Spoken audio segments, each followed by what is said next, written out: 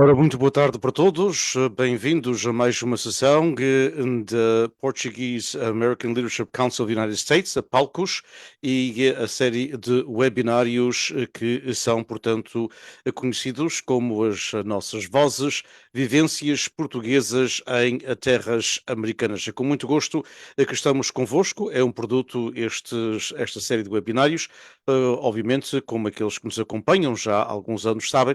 É um produto de Palcos em colaboração com o PBBI, que é o Portuguese Beyond Borders Institute da Universidade Estadual da Califórnia, em Fresno. Em nome de Palcos, em nome do PBBI, agradeço-vos a vossa presença, portanto, e, obviamente, em nome daqueles que nos acompanham em ambas as costas dos Estados Unidos da América e do Canadá, damos as boas-vindas a todos. Aqueles que nos acompanham, como temos sempre alguém a acompanhar-nos em Portugal continental, às tantas da manhã, e também no arquipélago dos Açores, e aqueles que nos acompanham também, obviamente, em outros países de língua portuguesa, e aqueles que terão oportunidade de verem o produto, obviamente, mais tarde, já que tudo é arquivado. Uma saudação para a nossa ilustre convidada, Maria Hortência Silveira, e uma saudação para o meu co-moderador, Lídio Pereira, a quem passo a palavra. Muito obrigado.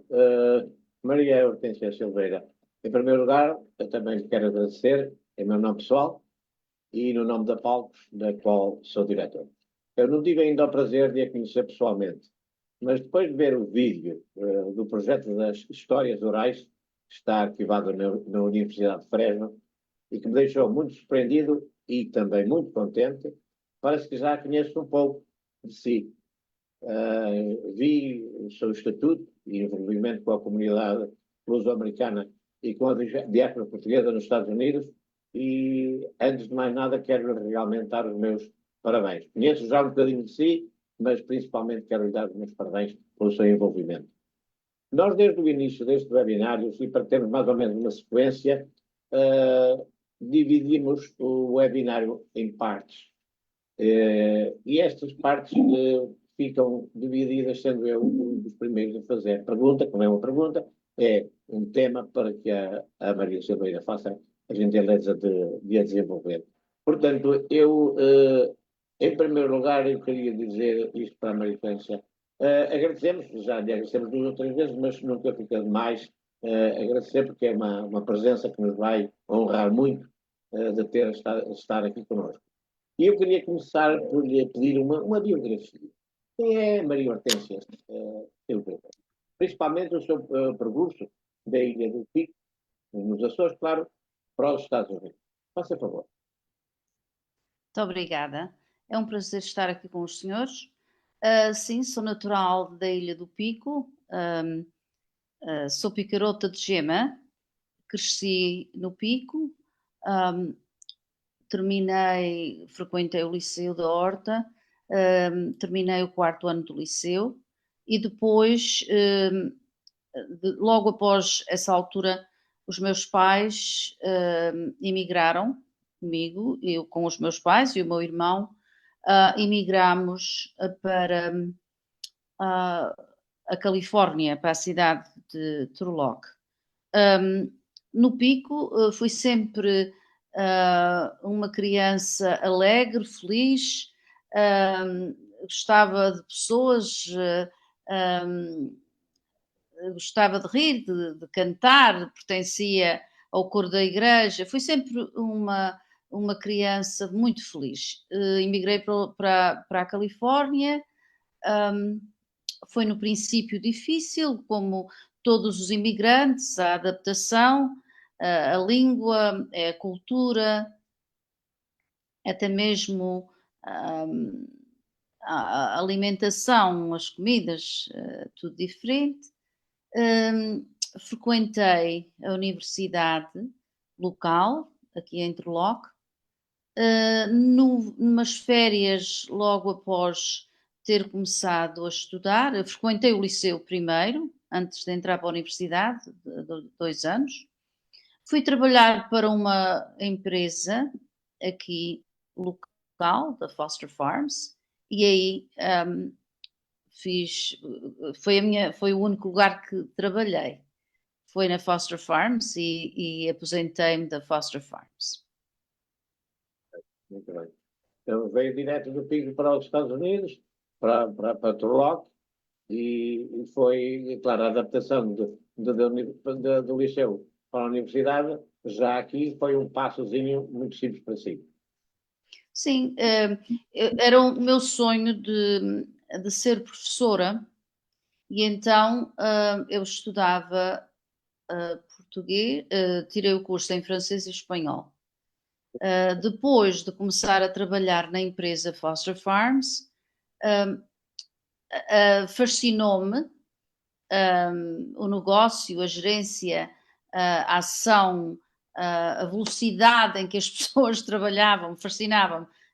Eu ficava muito, motivava-me. Nós dizemos em inglês, gostava do facto de que trabalhavam sempre em frente à pistola. E eu fiquei fascinada com o ambiente de trabalho, e nessa altura foi uma viragem na minha carreira profissional, porque foi nessa altura que eu acabei o curso em espanhol e francês, mas comecei mais focada na administração, portanto, gestão, e foi depois essa carreira que eu tomei. Muito bem, muito bem. Obrigado. Meu amigo. Da minha parte, Maria Hortência, pois obviamente que eu conheço o teu percurso e é um percurso admirável, mas fala-nos um bocadinho sobre como vice-presidente de uma das maiores companhias no ramo de negócio, com certeza a maior, mas numa das maiores em geral, companhias americanas. Fala-nos, portanto, um bocadinho desse percurso. Obviamente não começou, como já aludiu, não começou como vice-presidente. Ninguém começa como vice-presidente, até os vice-presidentes dos Estados Unidos começam normalmente como presidentes de Câmara ou obviamente em outro percurso qualquer. Como é que começou a trabalhar na Faster Farms? Já disse um bocadinho no aspecto de que queria ser professora, e ainda bem que não foi professora, porque assim fez muito mais dinheiro do que trabalhar como um pobre professor. E falo por experiência.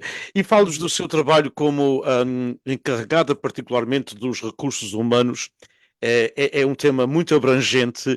Explique-nos um bocadinho, até para as pessoas que poderão não conhecer esse termo, aliás, as pessoas sabem que é recursos humanos, mas o que é que faz? Porque o seu cargo foi recursos humanos e relações laborais, e por conseguinte, fale-nos um bocadinho o que é que fazia no seu dia a dia nessa vice-presidência.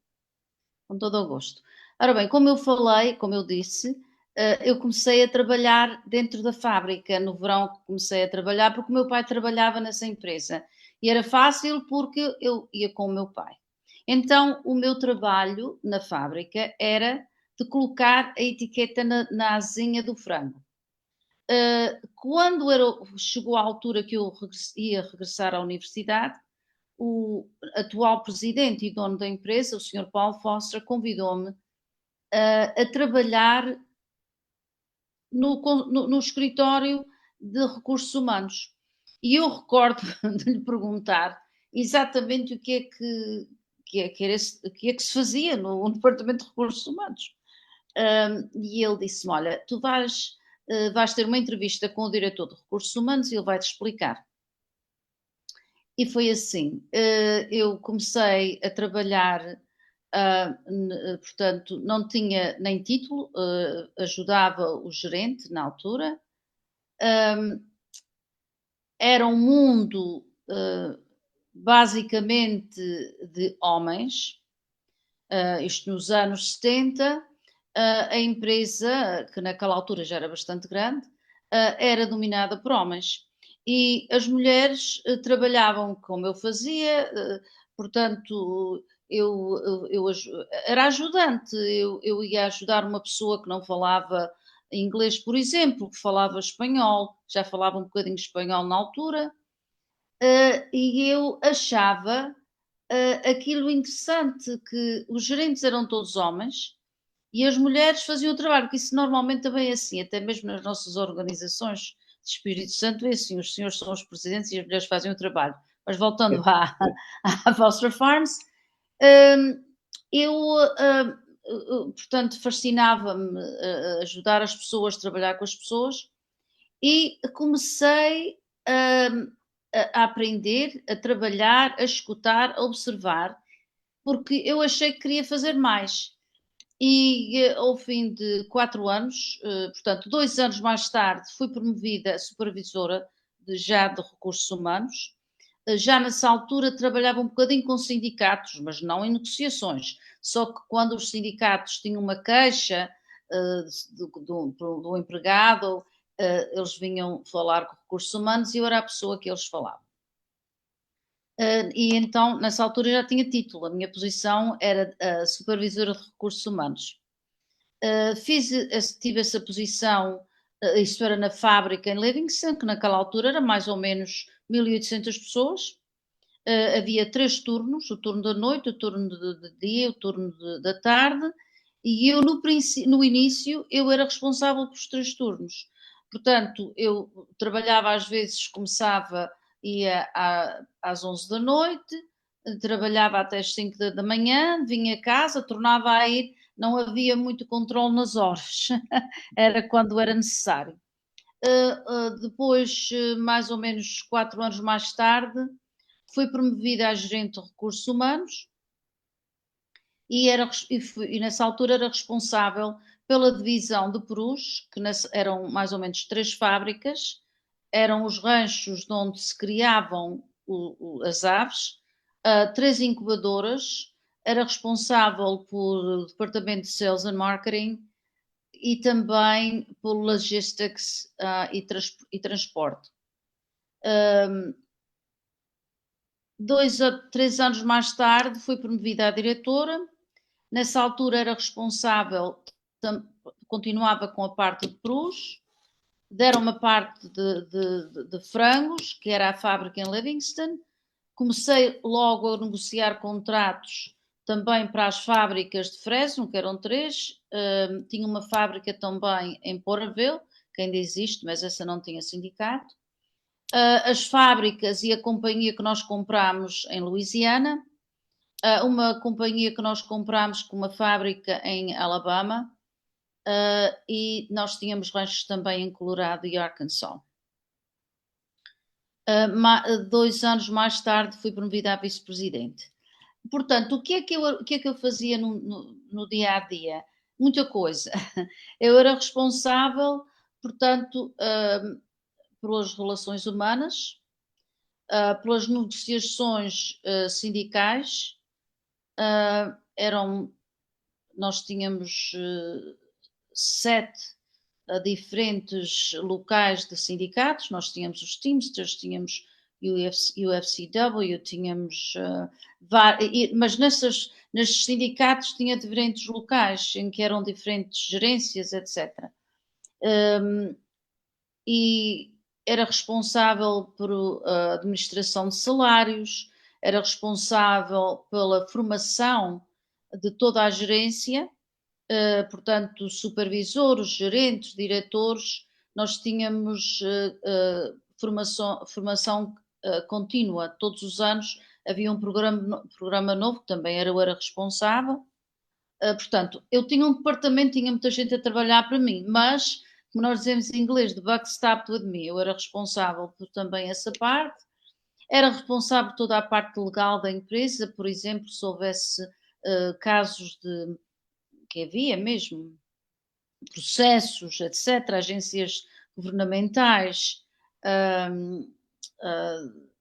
todas as agências do governo que controlam controlam as empresas, protegem os funcionários, etc.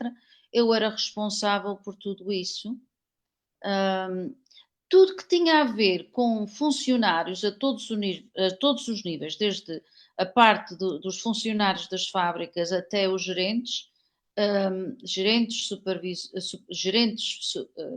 portanto, supervisores, gerentes, diretores e vice-presidentes, eu era responsável por tudo. Há muitas vezes, antes de passar para o meu amigo Lídio e para a terceira pergunta, há muitas vezes uma falácia, ou que é, na realidade, uma falácia em que as pessoas acreditam que não há paz entre sindicatos e entidades patronais. Eu sei que a Maria Hortência não acredita nisso porque trabalhou muito com os sindicatos e conseguiu, obviamente, muitas coisas que a entidade patronato queria e conseguiu para os funcionários também muitas coisas que os funcionários também exigiam. Portanto, não são necessariamente inimigos. Não, e não podem ser. É assim, nós temos que respeitar a posição dos sindicatos. E é um respeito mútuo.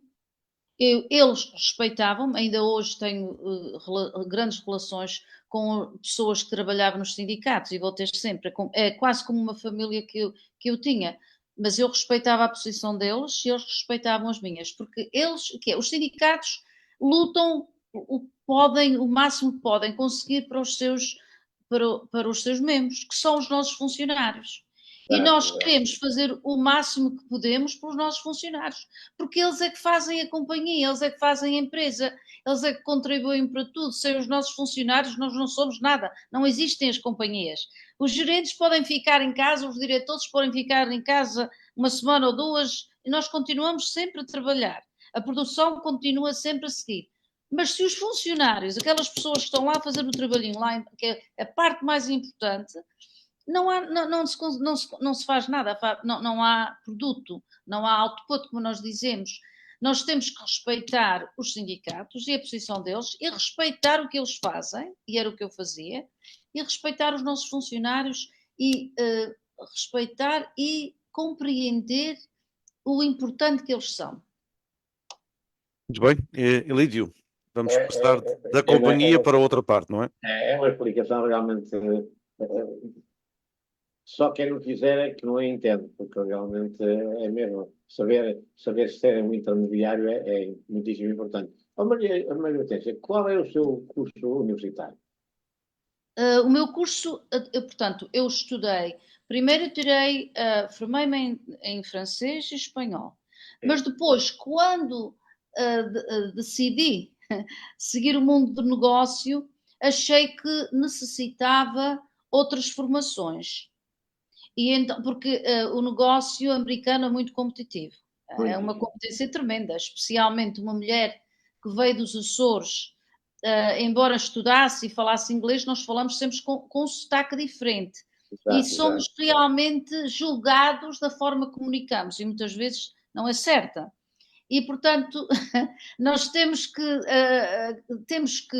seguir aquela jornada na linha da frente.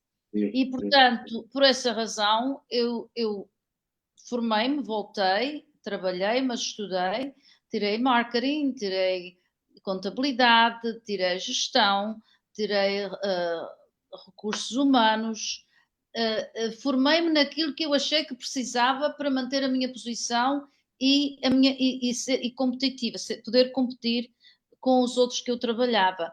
E formei-me também em negociação coletiva, tenho uma certificação pela Universidade de Harvard. Está a ver, essas são as respostas àquilo que o meu querido amigo lhe fez, porque realmente com isso, com tudo isso na bagagem, mesmo sendo mulher, tanto os sindicatos como os patrões que a senhora representava, ficavam um pouco aquém, porque a sua bagagem universitária é de tal maneira diversificada que lhe dava bagagem para negociar com todos. E aquilo que disse quando ainda vivia no Pico, que era uma pessoa, uma criança muito alegre, porque era uma pessoa que desprendida desses problemas, e aqui fez isso mesmo, adquiriu o seu curso universitário, mas para negociar com tudo e com todos. Bom, agora vamos passar a outra. Vamos passar. Mas eu sabia que tinha que haver uma. E por isso mesmo o seu patrão, no início, deu logo conta que o senhor tinha essas aptidões. Houve uma experiência que eu tive que para mim foi muito importante na minha carreira com o Sr. Paul Foster, que infelizmente faleceu muito jovem, com 42 anos, que era o presidente e dono da empresa.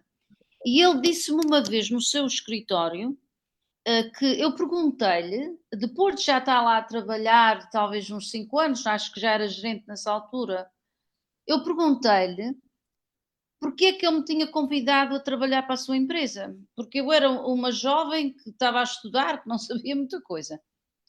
E ele disse-me que me tinha observado, porque nessa altura havia um sindicato em Livingston que estava a ter problemas com outro sindicato para tentar entrar e tirá-lo da fábrica. E então eles não tinham ninguém no sindicato que falasse espanhol ou português e tinham-me pedido para eu trabalhar com eles, e trabalhei com eles talvez um mês. E era basicamente a interpretar e a facilitar a comunicação. E nessa altura eu tive a oportunidade de conhecer o presidente, que no princípio nem sabia que era o presidente, mas depois mais tarde vinha saber. E ele disse-me que me tinha conhecido, que me tinha observado. Ele disse-me, eu quando te conheci sabia que eras um tipo de pessoa que se ele te dissesse que levantasses este edifício, que naturalmente não ias poder, mas que eu vou dizer em inglês como ele disse porque é difícil traduzir, but you would give him a hell of a try. And eu nunca mais me esqueci, e sempre que eu chegava ou tinha uma situação em que era difícil, aquelas situações em que nós chegamos à parede e é uma parede de cimento forte e nós temos que decidir ou batemos na parede com a cabeça até cair, ou tentamos ser criativos e encontrar um caminho para chegar ao outro lado. E eu lembrava-me sempre dessa conversa com o Sr. Paul Foster. Foi uma conversa que me tocou muito e que eu sempre me seguiu e que eu recordei várias vezes na minha carreira e na minha vida. Muito bem, muito bem. Por Maria Hortência, e então com este envolvimento todo, com estas responsabilidades todas, Diga-me também, ao falar connosco um bocadinho sobre o seu envolvimento comunitário. O que é que foi que a levou a envolver-se com as associações portuguesas e a quais se dedicou mais? Apesar de nós sabemos que onde se dedicou mais ao movimento associativo foi na Califórnia. Mas explique-nos mais ou menos o porquê de uma pessoa com tanta responsabilidade, com tempo tão tomado, como é que ainda decidiu envolver-se com as associações portuguesas? É assim, eu acredito que nós temos uma obrigação de dar e retribuir às nossas comunidades. A nossa comunidade era uma comunidade rica, é uma comunidade que está forte e tem raízes fortes, e havia muitas organizações em que eles se tinham distinguido, como por exemplo organizações do Divino Espírito Santo, filarmónicas, etc. Mas eu achava, e outras pessoas que eram também que eu conhecia, tínhamos conversas em que achávamos que precisávamos de algo diferente. Algo que preservasse e promovesse a língua e a cultura portuguesa. Um bocadinho diferente, os objetivos diferentes das organizações que já existiam. E então, nessa altura, foi a primeira organização que eu me envolvi e que fui uma das fundadoras, foi a Casa dos Açores. Envolvi-me na Casa dos Açores porque achava que havia necessidade da Casa dos Açores, achava que havia certas coisas que nós precisávamos de fazer, e foi isso que nós fizemos. Formámos a Casa dos Açores, eu fui presidente da Casa dos Açores também, fui a primeira vice-presidente, e ao fim de 6 meses fiquei presidente e servi 2 mandatos. Mais tarde, a Casa dos Açores depois seguiu já um bocadinho de um objetivo os caminhos diferentes do objetivo que nós tínhamos originalmente pensado e criado. E então, com outro grupo de amigos, resolvemos criar a Fundação Portuguesa de Educação para o Centro da Califórnia. Eu também ainda faço parte e fui também presidente, e essa foi mais dedicada a preservar e promover a língua e a cultura portuguesa e a educação e a formação de português. Nós tivemos uma altura, ainda hoje temos, aqui no Vale Central, em que começámos a dar português nas escolas primárias, nos liceus, na universidade, ainda se ensina português aqui na Universidade em Interlock. E acho que isso contribui muito para o sucesso do ensino do português nesta zona e espero que continue. Acho que já muitas escolas ensinam o português. Eu acho que ajudou muito a filhos de imigrantes portugueses que já não tinham grande interesse a falar o português. Eu acho que essas aulas contribuíram para que eles voltassem a ter que tivessem mais interesse e voltassem a falar mais o português. Só foi essa razão. Eu acho que nós temos uma obrigação em contribuir para as comunidades em que vivemos. Não podemos nós não vivemos, como em inglês dizemos, não vivemos num vacuum. Temos que dar de volta, contribuir para as nossas comunidades. E é isso que eu acredito. E ainda hoje trabalho com vários grupos, não só organizações portuguesas, mas também americanas, porque eu acho que é uma obrigação de dar às nossas comunidades, naquilo que podemos, aquilo que nós podemos dar. Contribuir de várias formas, nas formas que podemos. Eu concordo em tudo consigo. Aliás, todos nós, por exemplo, nós três, sabemos que temos todos uma dívida à sociedade. E há alguns que gostam de pagar essa dívida e outros que gostam de estar a ver as pessoas endividarem-se ainda mais. Portanto, todos nós temos, e isso é o seu envolvimento, vem porque realmente, por isso que eu lhe perguntei, estando tão ocupada, tendo tantos cargos, tanta responsabilidade, mas a sua dívida, moralmente, também ainda arranjou tempo para se dedicar à comunidade e por isso não há palavras para realmente classificar isso. Meu amigo Diniz, Antes de eu passar diretamente para a próxima, eu queria só que pedir à Maria Hortência para alargar um bocadinho só a questão de que, portanto, já lá vão uns anos desde que a Casa dos Açores começou, obviamente, não é? As organizações têm sempre altos e baixos, todas elas, não é? Privadas, públicas, organizações não lucrativas, particularmente porque vivem de voluntários, mas acha que, na sua visão, e não particularmente a Casa dos Açores, mas todas as organizações têm visto alguma evolução e no aspecto positivo do nosso movimento associativo, na sua perspectiva, durante os últimos Ah, 40 anos? E sim, particularmente envolvendo as mulheres, não é? Porque não foi ainda há muito tempo que a nossa amiga Marie Kelly esteve aqui connosco e falou-nos de organizações onde as mulheres ainda não entram e, não é? portanto, onde ficam, portanto, onde há a reunião, elas vão para uma sala anexa para conversarem sobre aquilo que quiserem e entenderem.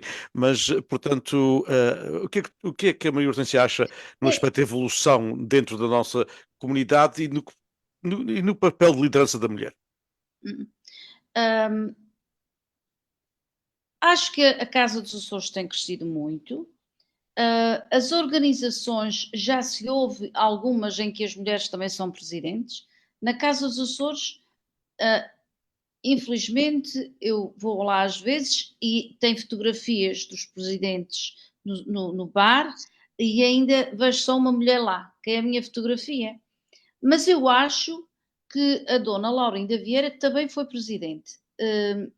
Não tenho bem a certeza, mas eu acho que sim que foi. Portanto, eu gostaria de ver muitas outras fotografias lá de mulheres, porque as mulheres são tão competentes como os homens. Ou mais, E, ou mais. ou mais, eu acredito que nós temos, até há um ditado que a mulher tem um sexto sentido. E Sim, eu sim, acho sim. que isso nos ajuda muito, especialmente na gestão, nas organizações, porque nós apercebemos de coisas que às vezes os homens levam um bocadinho mais tempo de se aperceberem. Há aquele sexto sentido. Quer dizer, o que eu penso é, e quando eu trabalhava na empresa, eu tinha sempre o que eu queria era ser, que me vissem como uma pessoa e não propriamente uma mulher. E é assim que deve ser. Mas as mulheres, eh, infelizmente, ainda são as pessoas que fazem mais os trabalhos, como por exemplo nas festas do Espírito Santo, que eu vejo aqui, os senhores são os presidentes, têm a fitinha que diz presidente, e as mulheres é que fazem o trabalho. Mas eu acho que já está a mudar. Sem fita, sem fita. Sim, É que fazem fazem o trabalho sem sem fita. fita. Sem fita, exatamente. Quer dizer, eu acho que está a mudar, mas um bocadinho lento. Eu gostaria de ver mais, porque as mulheres são muito competentes. Eu tive, no meu departamento, eu tinha mais ou menos homens e mulheres mais ou menos do mesmo número. Mas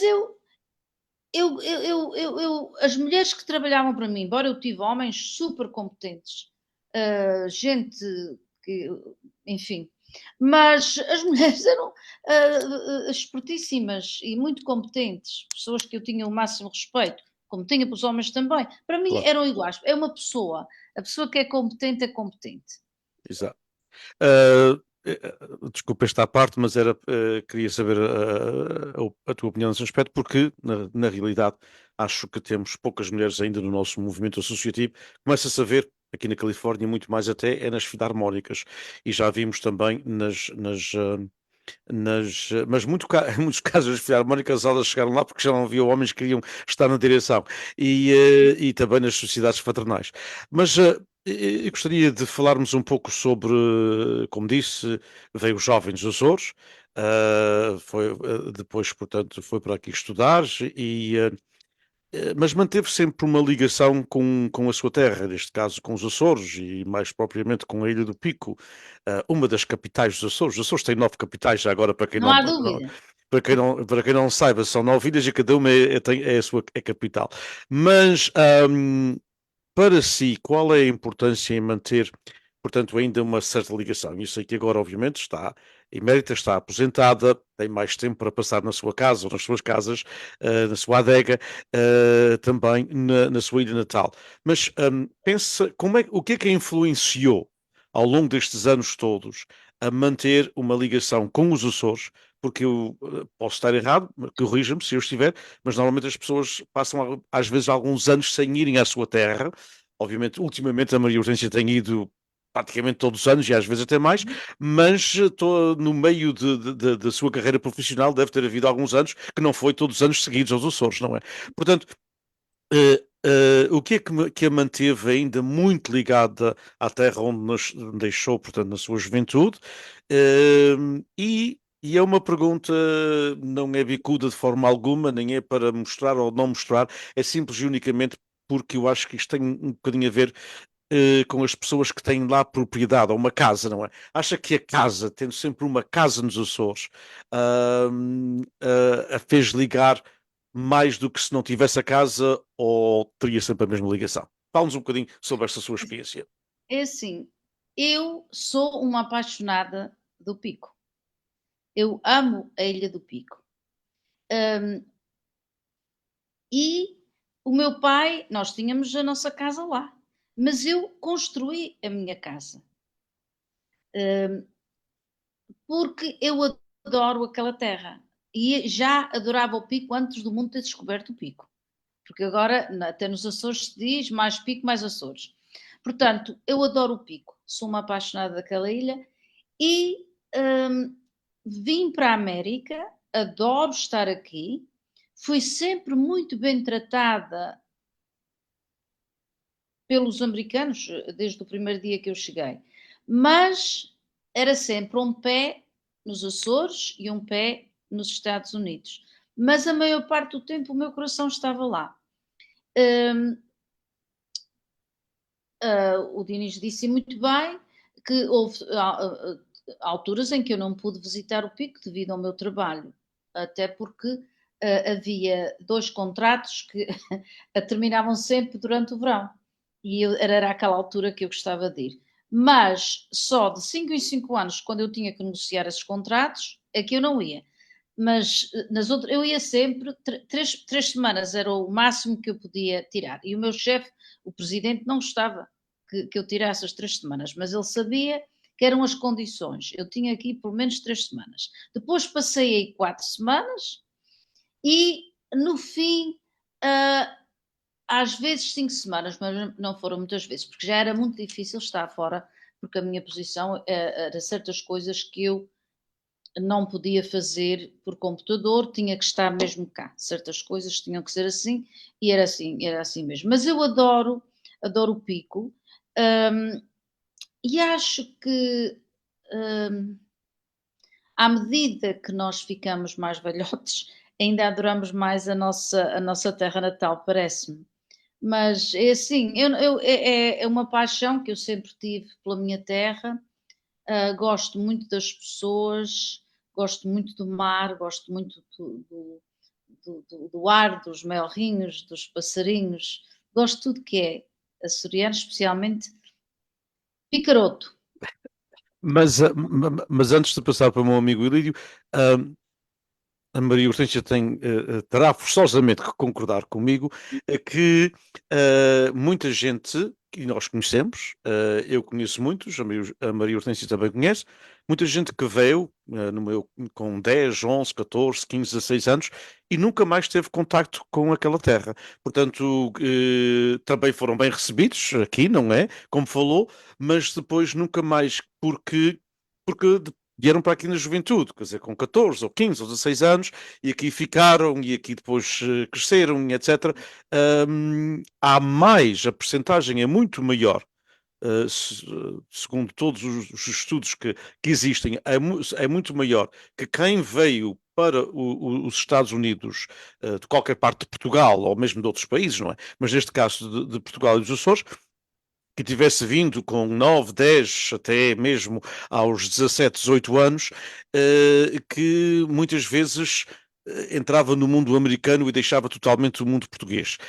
Não foi o seu caso. Acha Porquê? E acha que a comunidade portuguesa, o seu envolvimento também na comunidade portuguesa, teve alguma coisa a ver com essa continuação ao amor à Ilha do Pico? Ou mesmo se estivesse só rodeada de americanos por todos os lados, sem um português, o Pico continuava sempre consigo? Comigo o pico continuava sempre, mas eu acho que nós somos todos diferentes. E eu acho que há pessoas que vêm, essas pessoas que vieram com 9 anos, 10 anos, 11 anos e que não voltaram e que não têm interesse de voltar, é porque eles realmente sentem-se em casa aqui.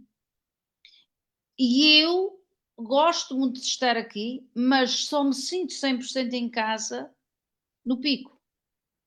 Quer dizer, lá é a minha casa.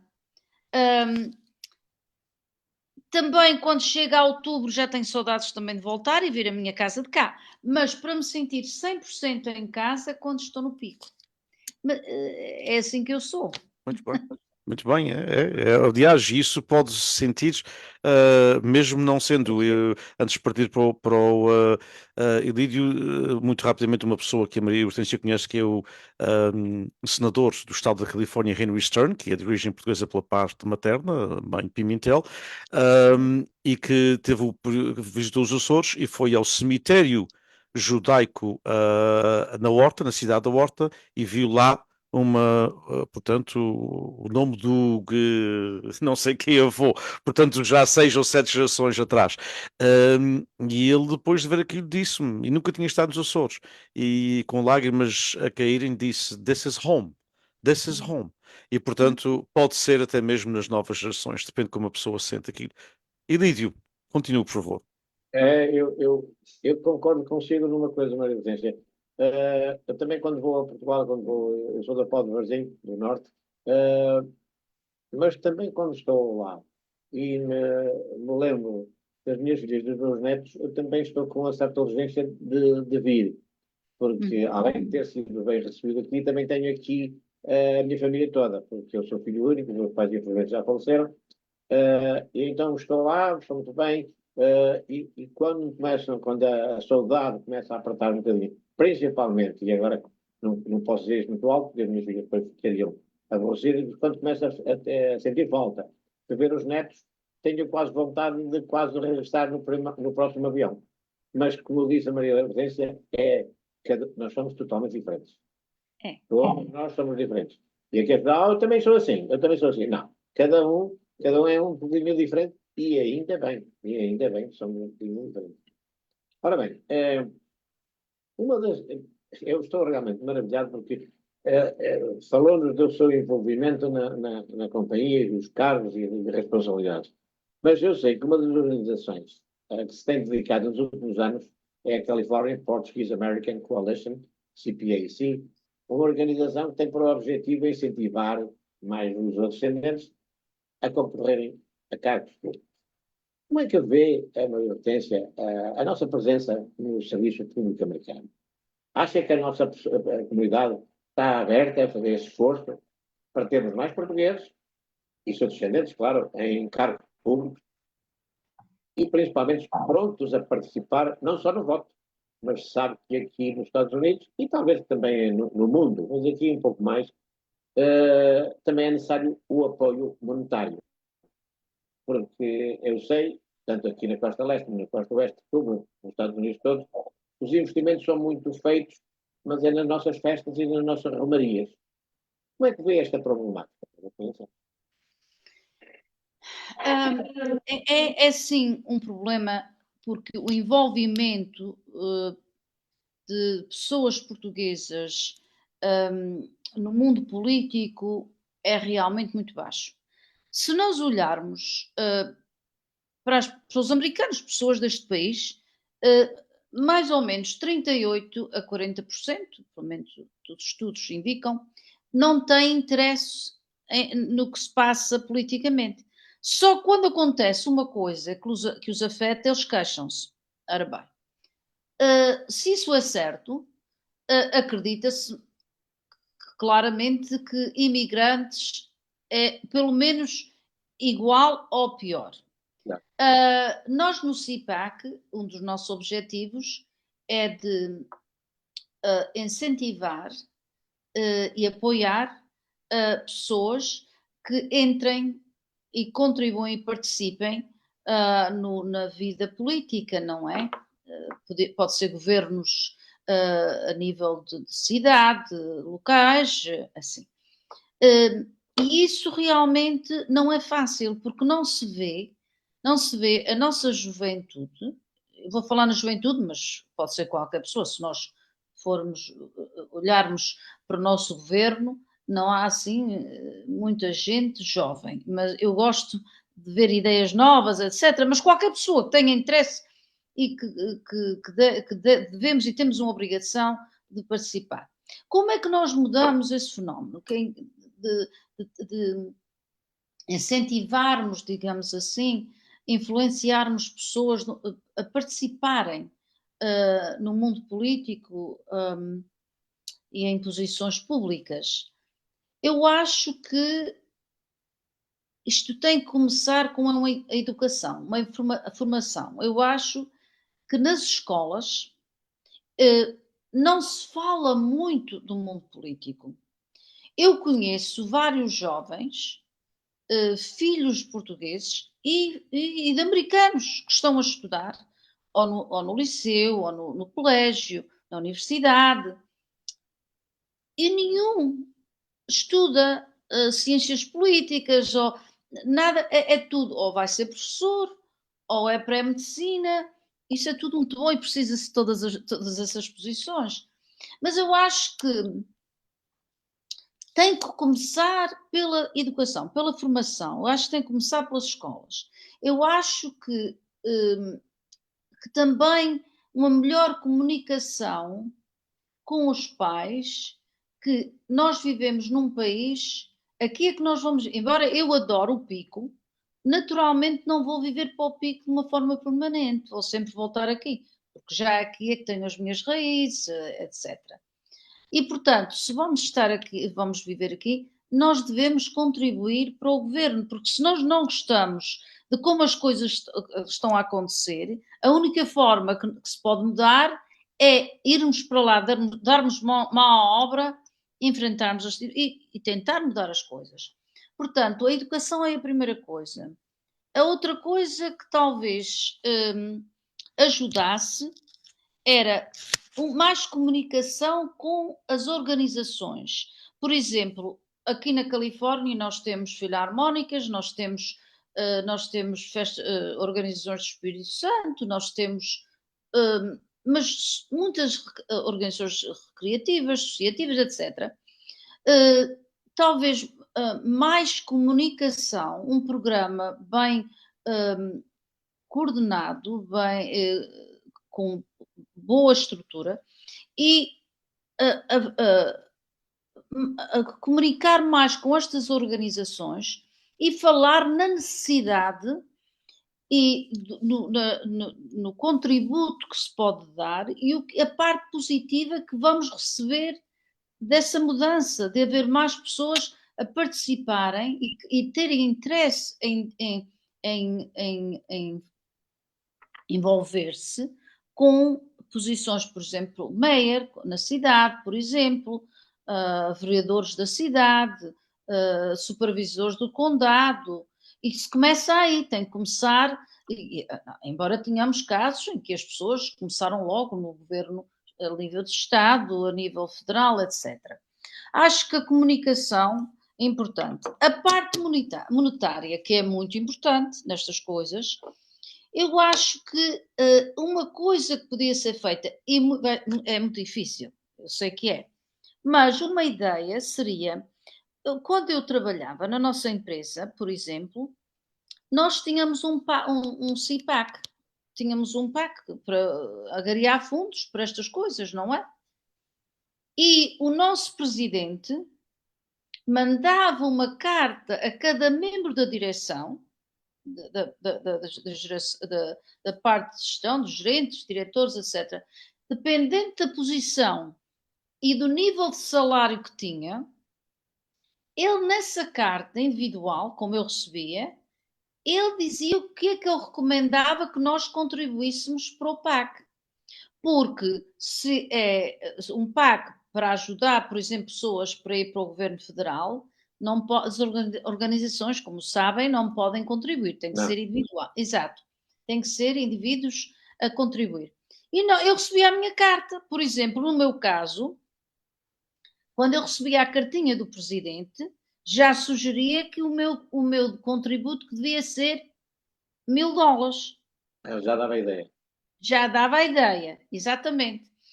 Eu lembro-me uma vez, e quer dizer, e a gente pensa, mas isso fica mal. Mas não fica, nós habituamos. Eu lembro-me uma vez que o nosso parco, o senhor Padre Manuel, que era aqui da Nossa Senhora da Assunção, ele um dia telefonou-me, eu adoro o senhor Padre Manuel, que já se reformou, é uma pessoa que eu tenho o máximo respeito, e um dia ele chamou, queria falar comigo, e eles estavam a fazer um peditório para uma parte importante da Diocese e da Igreja, e ele quando falou que disse, Maria Hortência, eu gostaria que tu contribuísses com $25.000. Quer dizer, não quer dizer que as pessoas vão dar o que eles pedem, mas dependendo da posição da pessoa e do nível, portanto, na posição que está e na situação financeira que está, que toda a gente se conhece, já se dá uma ideia que é que a pessoa deve contribuir. E, portanto, seria uma ideia com as organizações. Todas as organizações têm uma mesa diretiva, tem um presidente, tem um vice-presidente, assim. Falar com eles não quer dizer que a gente vai pedir ao presidente $1000 quer dizer, e um outro $50 ou $100, mas dizer, olha, nós temos um PAC, isso é uma necessidade na nossa comunidade e altamente recomendamos que participassem monetariamente e com $100, com 200, com 300, é uma ideia, mas eu acho que é uma coisa que nós precisamos muito de fazer e o Dr. Diniz tem trabalhado arduamente com o CIPAC, e claro, quando houve o Covid atrasou as coisas, não é? Mas nós precisamos muito de nos envolvermos mais na parte governamental do país, seja a nível local, seja de nível de Estado, a nível federal, é uma necessidade e temos que dar mãos à obra, todos temos que participar e é necessário dinheiro para estas coisas, é preciso dinheiro. É a palavra, não se pode fazer sem dinheiro. Tem razão. Principalmente quando diz que se achamos ou se vemos que não está bem, temos que fazer algo para tentar mudar. Exatamente. Eu deixar o laissez-faire, laissez-passer, depois, se eu soubesse, mas isso, se eu soubesse, não, parece que é até de uma canção. Não, realmente está mal, tem que tentar envolver-se ou arranjar maneira de que haja quem se queira envolver. Exato, mas não é, como eu disse, não é só da parte portuguesa, quer dizer, é toda a gente. Nós olhamos, não precisei ir muito longe, é ver as duas pessoas que vão ser candidatos a presidente dos Estados Unidos. Pessoas já com a sua idade, eu não tenho nada contra a idade, a minha idade também está a chegar alta, mas quer dizer, quer dizer, há uma necessidade de envolvimento e de interesse para nos envolvermos no governo. Exatamente, porque eu tenho ouvido bastante, e eu até tenho dito também, que está a ser um pouco caduco ver candidatos à presidência com mais de 80 anos, não quer dizer que quem não tenha 80 anos não tenha ainda os outros sentidos ainda no seu próprio lugar. Mas a ausência de jovens prova-se quando há candidatos já com uma idade chamada a idade avançada. Exatamente. Muito obrigado, muito obrigado. Meu caro. Vamos então partir para a última pergunta, para mantermos o nosso contrato com a Maria Hortência de 1 hora, porque depois ela está habituada a negociar e vai negociar caro. Portanto, o overtime, como se diz em inglês. Portanto, e eu queria exatamente pegar primeiro naquilo que a Maria Hortência disse, na realidade precisamos de nos envolver um bocadinho mais na política e como dizia o famoso antigo líder da Câmara dos Representantes dos Estados Unidos da América, o Thomas Tip O'Neill, foi uma era de ouro, aliás, na política americana. O Thomas O'Neill, Thomas Tip, ou mais conhecido Tip O'Neill, que era o Speaker da Câmara dos Representantes, era do Partido Democrático de Massachusetts, e o presidente da altura era Ronald Reagan, aqui, republicano aqui da Califórnia, e dois homens extremamente opostos, mas foi uma das eras em que se passou muita legislação, porque ambos sabiam negociar, portanto, mas o Thomas Temple O'Neill dizia, e o Ronald Reagan mais tarde também confessava que tinha aprendido com ele, all politics are local. Portanto, na realidade, muitas vezes a gente pensa que as grandes decisões estão a ser feitas só em Washington, mas nós precisamos, como disse a Maria Hortência, mais presidentes de Câmara portugueses, mais diretores dos School Board of Education portugueses, aqui na Califórnia, mais portugueses nos water boards, que são muito importantes, e, portanto, all politics is local, independentemente, e nós precisamos trabalhar cada vez mais nesse sentido. Se bem que a Califórnia talvez até tenha dado algumas, agora puxando um bocadinho a brasa à nossa sardinha, tenha dado alguns. Há um caso que é extraordinário, é que nós somos 52 o número de congressistas em Washington, pela Califórnia. São 52 congressistas, é o estado que tem maior número. Nós temos 4 portugueses. Portanto, nós representamos quase 10%, representamos 8%, mas nós apenas representamos menos de 1% da população da Califórnia. Portanto, nesse aspecto, nós até temos alguma coisa a gabar-nos, digamos assim. É que 8% da delegação da Califórnia no Congresso é de origem portuguesa, 8%. E nós representamos menos de 1% da população do Estado. Portanto, quer dizer também que os nossos congressistas sabem fazer, obviamente, coligações com outros grupos étnicos. Mas vamos passar para a última pergunta, que tem a ver mais com a nossa comunidade, de origem portuguesa nos Estados Unidos, particularmente na Califórnia. A Maria Hortência, portanto, envolvida num movimento associativo, como ela disse, em fundações, na Fundação Cultural, em outras organizações, na paróquia de Nossa Senhora da Assunção dos Portugueses em Turlock, na Casa dos Açores, em outras organizações no CPAC, também está no board e talvez seja bom mencionar, para total transparência, está no board do Portuguese Leadership Council do Presidente da Universidade onde eu trabalho, portanto, e muitas outras organizações. Mas a Maria Hortência sabe que, felizmente, talvez até para Portugal e para os Açores, a imigração estancou. E para a Califórnia estancou há 40 anos. Praticamente que ninguém imigra desde o princípio dos anos 80. Temos tido algumas pessoas, mas é um caso aqui, um caso ali. Houve alguma, não foi êxodo, nem por lá parecido, mas houve um bocadinho naquela crise 2008, 2009, houve algumas famílias que vieram clandestinamente para ordenhar vacas no Vale de São Joaquim, mas foram muito poucas em comparação com a migração dos anos 60 e 70 e no fim do século XIX e do século XX.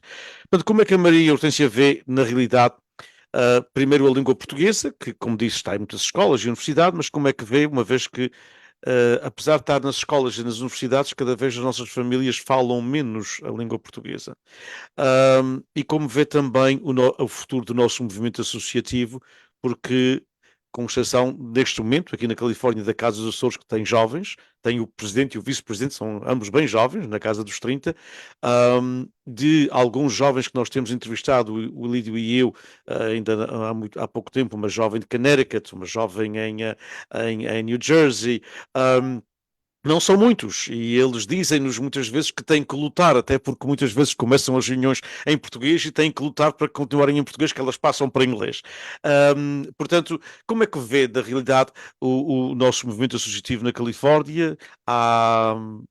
Os jovens estão cada vez mais profissionais, não é?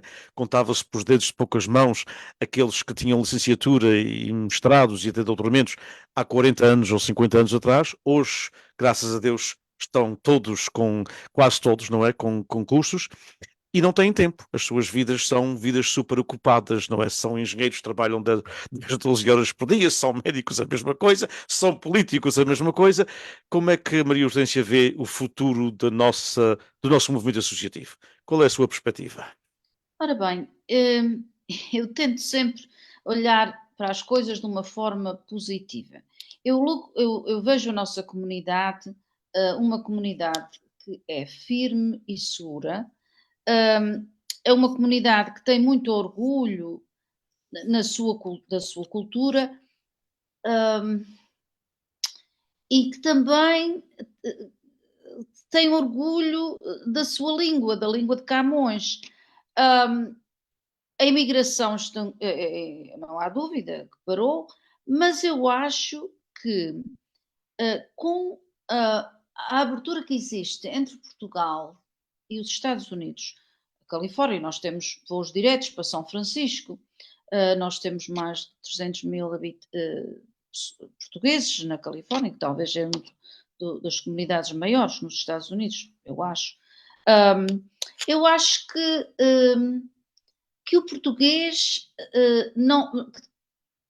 As festas portuguesas em que se falava só português, vai chegar a um ponto que naturalmente vai mudar. Vai-se falar o inglês. Agora, eu penso, os portugueses são pessoas que têm um grande brio e orgulho na sua cultura, das suas raízes. Temos muitas organizações na nossa comunidade. Eu quando falo na Califórnia especificamente, estou a falar na Califórnia. Nós temos associações recreativas, temos as filarmónicas, temos grupos de teatro, temos folclórico, temos os meios de comunicação, que não são muitos ainda em português, quer dizer, mas eu acho que esses meios de comunicação, por exemplo, estão a continuar na jornada. Por exemplo, a Tribuna Portuguesa, que antes era sempre publicada em português, eu vejo que agora já tem artigos em inglês também. E eu acho que esse exemplo do que está a acontecer com a Tribuna é talvez o que vai acontecer no futuro. Mais o inglês com o português. Agora, eu tenho a esperança, e como eu disse, eu tento sempre de abordar as coisas com uma forma positiva.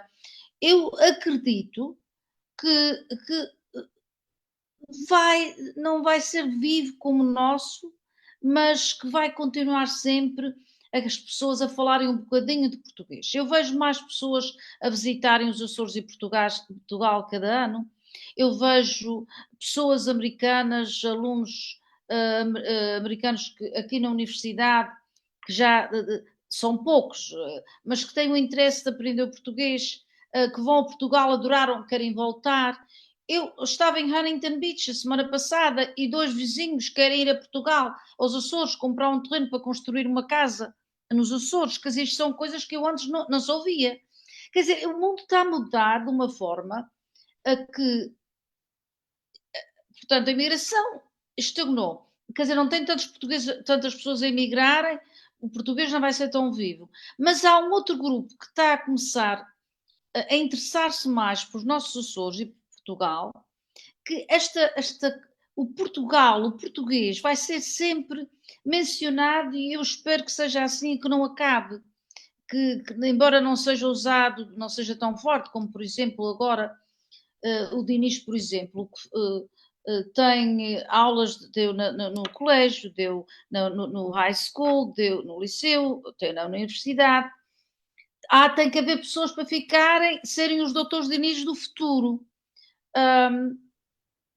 Isso vai ser muito difícil, não é? Mas talvez não seja com tanta força, mas que o português continue e eu acredito que vai continuar.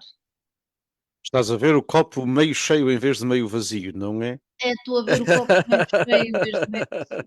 É verdade. Mas na Eu quero realidade, acreditar nisso. Eu quero exato. acreditar. E na realidade é o que todos nós queremos, obviamente, é que as coisas continuem, mesmo se continuarem diferentes, obviamente, e que vão ter que ser diferentes, porque eu costumo dizer aos meus alunos, o meu mundo não é o mundo do meu avô, portanto, mesmo que eu estivesse ficado, mesmo que eu não tivesse imigrado com os meus pais, mesmo que eu tivesse ficado na Ilha Terceira, o mundo do meu avô, a realidade é que ele foi da Praia da Vitória a Angra do Heroísmo 4 vezes na sua vida. E, portanto, e já eu tinha ido muito mais de 4 vezes quando emigrei com 10 anos. Portanto, o mundo do meu avô era o mundo da carroça, o nosso mundo já era o mundo do carro. Portanto, há uma certa evolução e não podemos pedir aos nossos às novas gerações, àqueles que já nasceram cá e que foram os pais, ou em muitos casos, como a Maria Hortência sabe, os avós ou os bisavós que emigraram, particularmente aqueles mais novos, não podemos pedir-lhes que sejam tão portugueses como nós fomos ou como nós somos, mas podem continuar a ser portugueses de outra forma, não é? Exatamente, e é outra coisa, e dá-me outro ponto que me lembrou, é que outra razão que os jovens às vezes não se querem envolver, seja na política, porque os mais velhos não aceitam as ideias deles. E é muito importante, como o doutor Diniz disse, que não é o avô, é o Diniz. Eu não sou a minha mãe, e já Claro. os meus sobrinhos não são eu. E, portanto, são mundos diferentes, é evolução e nós temos que aceitar se nós quisermos que eles que haja continuidade e que eles tenham interesse nessa continuidade, nós temos que os ouvir e aceitar, porque é diferente, mas é parte do crescimento, é parte de viver. E é, e é, e é interessante, queria apenas antes passar para o nosso amigo Elite, para terminarmos, um, as pessoas veem isso. Por exemplo, nós tivemos aqui, a Maria Hortência esteve num evento, nós temos aqui, portanto, eu sei que o Ilídio segue tudo, dois poetas, um de Portugal continental, Alberto Pereira, e da região autónoma dos Açores, Ângela Almeida. E as apresentações que eles fizeram, porque não falam, a Ângela fala inglês mais ou menos, mas o Alberto não fala, as apresentações que eles fizeram foram sempre em português. Quer nas aulas, quer na comunidade, mesmo a comunidade americana. Só que depois havia um PowerPoint a passar em inglês, não foi o caso no jantar do Sr. Presidente, porque não tínhamos tempo para isso, mas nos outros havia sempre um PowerPoint em inglês e eles falavam só em português. Isto para vos dizer que depois, no fim, e falaram, por exemplo, de dois jovens, e isso aconteceu aqui em Tolar, mas também um jovem também na PFSA em Modesto, que vieram ter com eles e esforçaram-se para falar português. O Eli e eu também temos visto isso. Algumas pessoas que temos entrevistado, porque as nossas vozes já são em português, e vê-se o esforço que as pessoas fazem para falar português.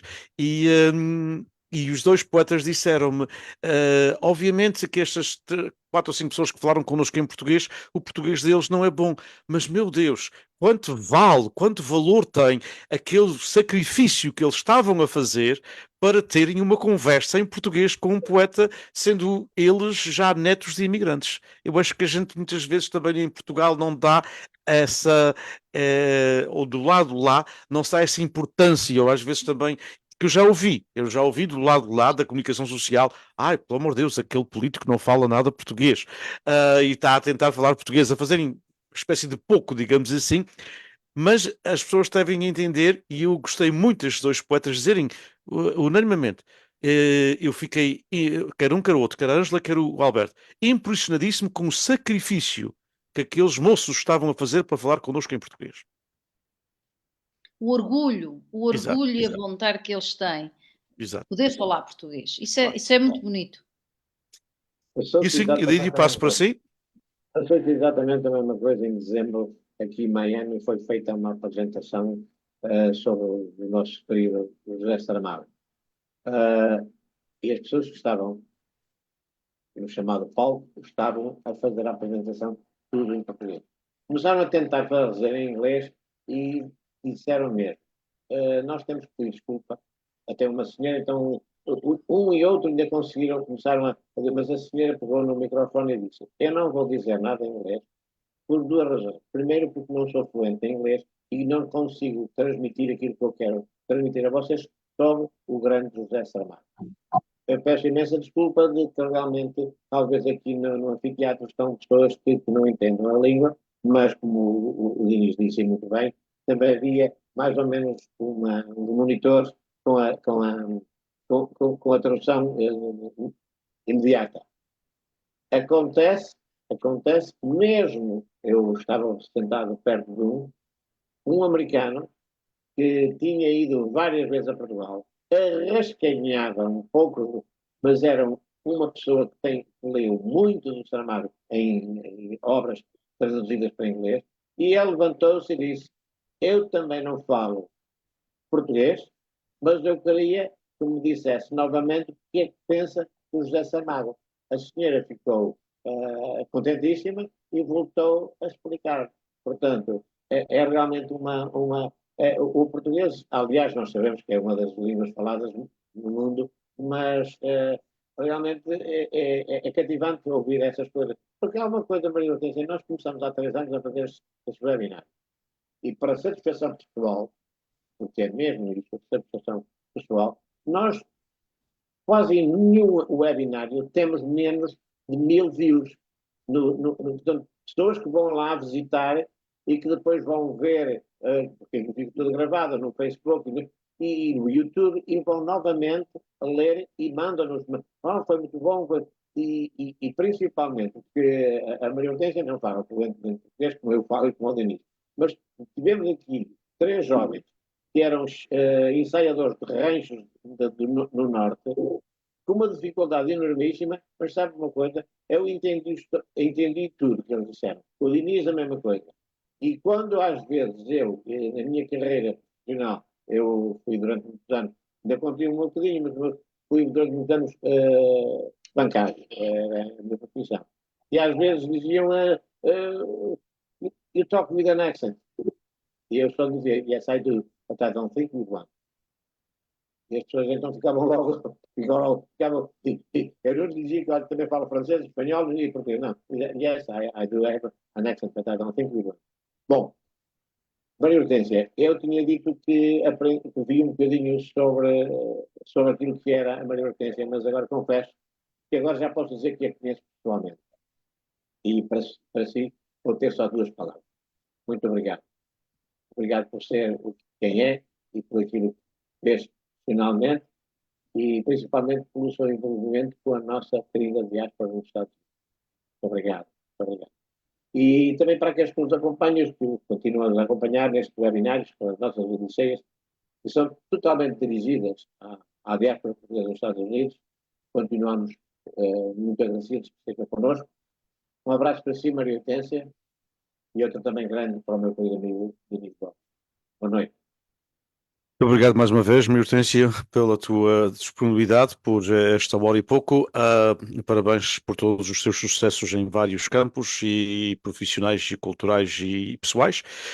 Muito obrigado ao Elídio, muito obrigado a todos que nos acompanharam em nome do PBB, do Portuguese Beyond Borders Institute, Instituto Português Além Fronteiras, da Universidade Estadual da Califórnia em Fresno, em nome de que acabou de se comemorar o seu 5º aniversário, em que a Maria Hortência esteve presente e nós agradecemos, e em que devo acrescentar, houve um breve discurso pelo presidente da universidade que fala português.